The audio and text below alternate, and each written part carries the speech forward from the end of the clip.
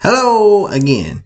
Welcome back to the Bible in 1 year with the preacher's husband. Now, today we are talking about Job chapter 10, 11, 12, and 13. That's 4 chapters.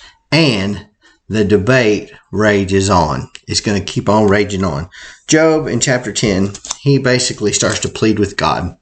He's talking to God about what all has happened to him. He still does not know that Satan is the one doing this, not God.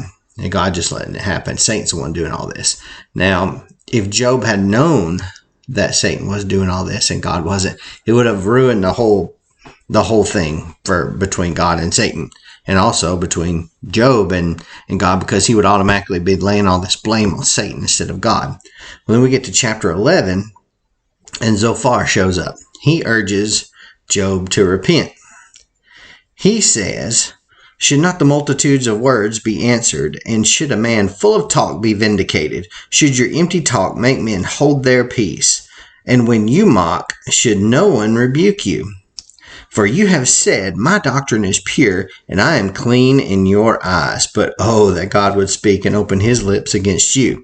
So basically what he's saying here is, Job, you talk a big game. You're speaking to speak and you're talking to talk, but apparently you haven't been walking the walk, because this wouldn't have been happening to you if you have walked the walk that you're talking here. You've clearly done something wrong. And you're saying that I am mocking you when the friends believe that Job is mocking them. So it kind of works both ways. So he goes on to urge Job to repent for that later in the chapter. And then Job answers.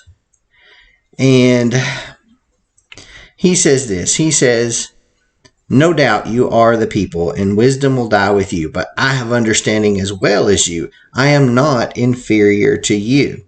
Then he goes on to say that I am one mocked by his friends, who called on God, and he answered him, the just and blameless, who is ridiculed. So he goes on to answer his critics and to say, look, you guys are the ones that are mocking me. I still haven't done anything wrong, and y'all don't believe me. Y'all are casting blame where you don't even know. You don't even know that I've done anything, essentially. So he answers his critics in this chapter. And then we get to chapter 13, and Job starts to become a little desperate, almost despondent in a way. And he goes on to say this, "What you know, I also know. I am not inferior to you." He continues to repeat this to his friends.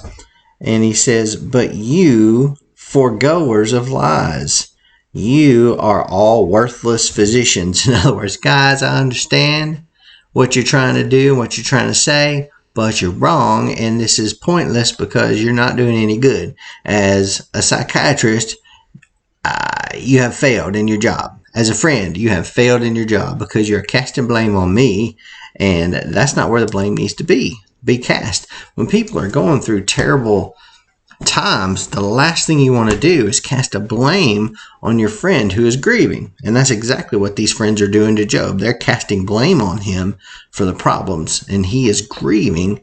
Then he's got this piled up on top of his grief as well. So Job decides to go into prayer, and he starts praying to God. But this prayer, we'll just call it despondent. He's down. He is down on his luck. He is not having a good time with this, and he's desperate for answers from God. And that brings us to the end of today's readings. So the debate continues between them, and it's going to continue on some more. Tomorrow, we're going to read chapters 14, 15, and 16. Just 3 chapters tomorrow. Job chapter 14, 15, and 16. Comment down below something that stuck out to you. If there was a verse or something that really struck you, comment about it, and let's start a discussion about it, and let's talk about it. And hit that like button, hit the subscribe button, click that little jingle bell so you can get notified the next time I upload a video. And I hope to see you again tomorrow.